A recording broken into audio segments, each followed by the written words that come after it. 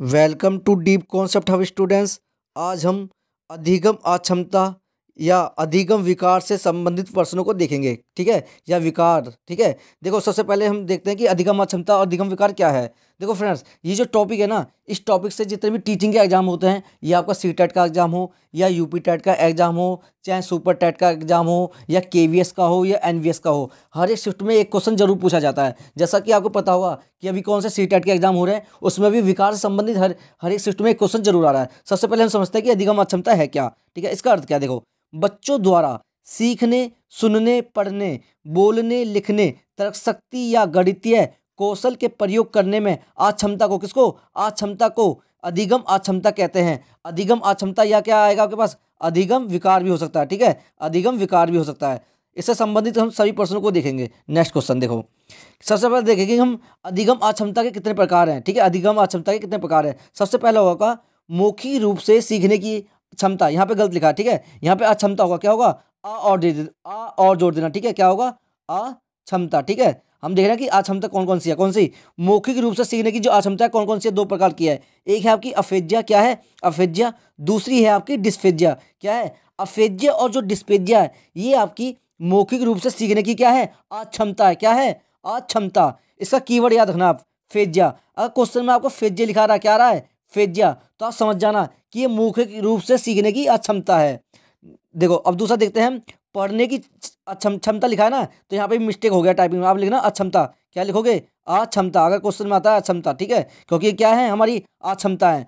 देखो, पढ़ने से संबंधित जो अक्षमता है कौन कौन सी है। एक है आपकी अलेक्सिया, क्या है, अलेक्सिया।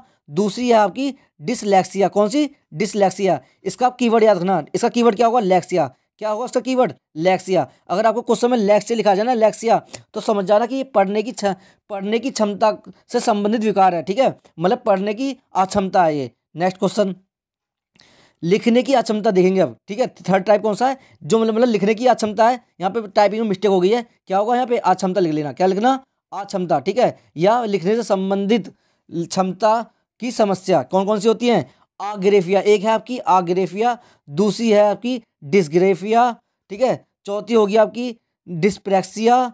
फिर होगी आप्रेक्सिया, डिस्प्रैक्सिया और ओसम्बिलिया। ठीक है, कौन कौन सी है, आग्रेफिया, डिस्ग्राफिया या डिस्ग्रेफिया, अप्रेक्सिया, डिस्प्रैक्सिया और ओसिम्बोलिया। ठीक है, ये सब क्या है, ये लिखने से संबंधित अक्षमता है। ठीक है, यहाँ पे क्षमता लिखा है ना, इसको अक्षमता कर लेना। ठीक है, यहाँ पे टाइपिंग में मिस्टेक हो गई है। ठीक है, देखो इसका कीवर्ड याद रखना, क्या होगा, या तो लिखा होगा ग्रेफिया या ग्राफिया। ठीक है, दूसरा होगा प्रेक्सिया और तीसरा है क्या, सिम्बोलिया। तो इसका मतलब क्या है, ये लिखने से संबंधित अक्षमता है। लिखने से संबंधित क्या है, अक्षमता। मतलब कि लिखने से संबंधित जो समस्याएं हैं उनके ये नाम है, कौन कौन से, आग्रेफिया, डिस्ग्राफिया, अप्रेक्सिया, डिस्प्रैक्सिया और ओसम्बिला। नेक्स्ट क्वेश्चन देखो, चौथा टाइप होता है गणित से संबंधित समस्या। कौन सी, गणित से संबंधित समस्या कौन कौन सी होती है, verbal dyscalculia, graphical dyscalculia, lexical dyscalculia, audiognostic dyscalculia,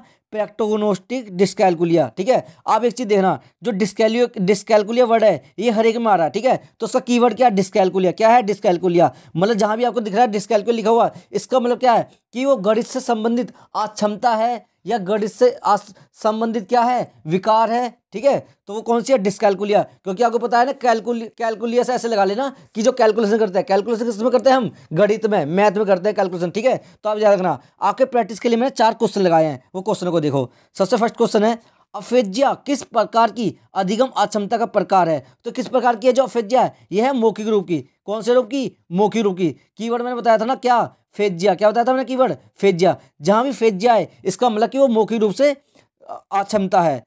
second question, dyslexia किस प्रकार की अधिगम अक्षमता का प्रकार है। तो ये किसका है, यह है पढ़ने की क्षमता लिखा है ना, मतलब पढ़ने की क्षमता से संबंधित विकार है। ठीक है, मतलब बच्चे को पढ़ने में समस्या होती है। नेक्स्ट क्वेश्चन, डिस्ग्राफिया किस प्रकार की अधिगम अक्षमता है। किस प्रकार की अधिगम अक्षमता है ये, यह लिखने की अक्षमता, किसकी, लिखने की अक्षमता है डिस्ग्राफिया। कीवर्ड याद रखना ग्राफिया। अगर आपको आ रहा है ग्राफिया तो किससे संबंधित होगा, लिखने की अक्षमता। फोर्थ होगा डिस्कैलकुलिया, किस विषय की अधिगम अक्षमता है, किस विषय की है ये है गणित की, ठीक है। याद रखना कैलकुलेशन या कैलकुलिया, ठीक है। डिस्कैलकुलेशन ये ट्रिक बना देना, कैलकुलेशन, ठीक है। तो कैलकुलेशन किस करते हैं हम, मैथ में करते हैं। किस में करते हैं, मैथ में।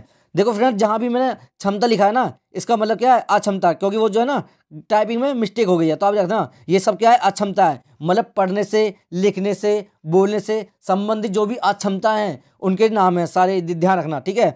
अब आपको ये सीटेट के एग्जाम जितने भी हो रहे हैं उसमें सब पढ़ के जाना है, क्योंकि सीटेट के एग्जाम में क्वेश्चन बार बार पूछे जा रहे हैं। हर एक शिफ्ट में एक क्वेश्चन जरूर पूछा जा रहा है। अगर आपको हमारी वीडियो पसंद आती है तो हमारे चैनल डीप कॉन्सेप्ट हब को लाइक, शेयर और सब्सक्राइब करना ना भूलें। ऐसे ही वीडियो देखने के लिए हमारे चैनल को सब्सक्राइब जरूर करें। धन्यवाद।